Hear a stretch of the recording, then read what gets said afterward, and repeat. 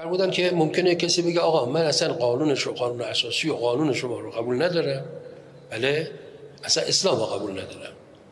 شما هم که نمیذارید نماینده من که اصل این نظام رو قبول نداره، اصل قانون اساسیتون رو قبول نداره، نمیذارید که او بیاد تو مجلس قانون رو عوض کنه، که پس چه جور آزادی شد؟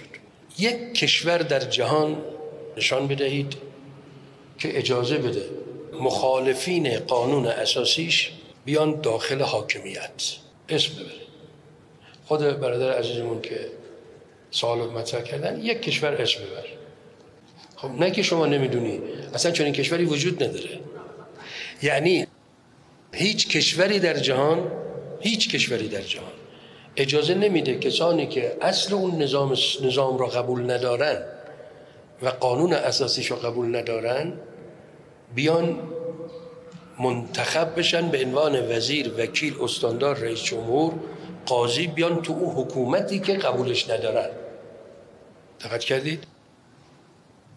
پس در هیچ نظام سیاسی در جهان، چپ، راست، مارکسیستی، سرمایه‌داری، بیدین، ضد دین، دین، هیچ، قدیم جدید، مخالف اصل نظام و مخالفین قانون اساسیشون رو اجازه نمیدن بیاد تو حکومت. این به مفهوم خودزنی حکومته. دو، چند تا کشور در جهان اصل نظامشون رو به رأی مردمشون گذاشتن. بله؟ یک کشور به من بگو، یک کشور که اصل قانون اساسیشو همون ابتدا به رأی مردم گذاشته. اسم ببر. نیست. یک کشور نام ببرید که از مردمش پرسیده که شما چه نوع نظام سیاسی رو میخواید. اسم ببر. نیست. هیچ کشوری در هیچ نقطه از جهان نه اصل رژیمش رو به رأی مردم گذاشته که مردم چه نوع نظامی میخواید، نه قانون اساسیش رو به نظر گذاشته. اما اول که ما میخوایم از این به بعد اصلا قانون اساسیمون این باشه، نه اجازه میده کسی که مخالف قانون اساسی و نظامش بیاد تو حکومتش. اجازه میده که به عنوان یک شهروند زندگی تو بکن، قوانینم رعایت کن. اجازه نمیدن که بیای. تنها یک کشور در جهان این کارو کرده، او هم امام بوده، انقلاب اسلام. تنها کشوری که و تنها انقلابی که وقتی با رأی قاطع ملت، حضور عظیم میلیونی ملت آمده، باز به مردم گفته مردم خودتون انتخاب کنید چه رژیمی رو میخواید، بیاید پای صندوق رأی بدید.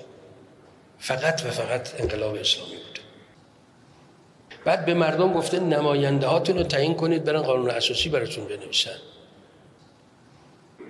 بعد قانون اساسی که نوشتن دوباره گفته مردم نماینده هاتون نوشتن ولی شما هم رأی بدید. موافقید؟ دوباره مردم به قانون اساسیش رأی دادن. بعد تجدید نظر قانون اساسی شده، دوباره امام گفته بگید مردم رأی بدن. باز رأی دادن. این اتفاقا فقط و فقط در تمام جهان، در تاریخ سیاسی، فقط در جمهوری اسلامی و انقلاب امام اتفاق افتاد. ای که آقا قانون اساسی رو اون موقع رأی دادن، حالا گذشته، حالا بیاین دوباره رأی بگین. اصلا هیچ کشوری بار اول هم رأی ندادن. اصلا تو دنیا هم چیزی رو قبول ندارن که قانون اساسی. رژیم ها نمیان خودشونو به رأی بگذارن. هیچ رژیم خودش رو به رأی نمیگذاره. این رژیم های غربی که میخوان درس دموکراسی میدن به ما، انگلستان اصلا قانون اساسی نداره. انگلستان قانون اساسی نداره اصلا که بگه آقا ما طبق این قانون میخوایم مسئولین جوابگو باشن. کدوم قانون طبق کدوم قانون جوابگو باشن؟ حالا الان انگلستان این هم زور زد رژیم رو عوض کنه، دولت خودش سقوط کرد. اینا اینجوری هن. هی میگن جمهوری، اغلب خودشون سلطنتی هن هنوز. انگلیس، دانمارک، سوئد، کشور شمال اروپا و غرب اروپا، ایشون جمهوری نیستن، سلطنتی هن، ارثی هن. حکومتشون از پدر به بچه میرسه و شاه هیچ کدومشون اصلا هیچ رأی از مردم ندارن. اصلا از مردم رأی نمیگیرن. هیچ کدومشون مبتنی بر آرای عمومی نیستن. دروغ میگن.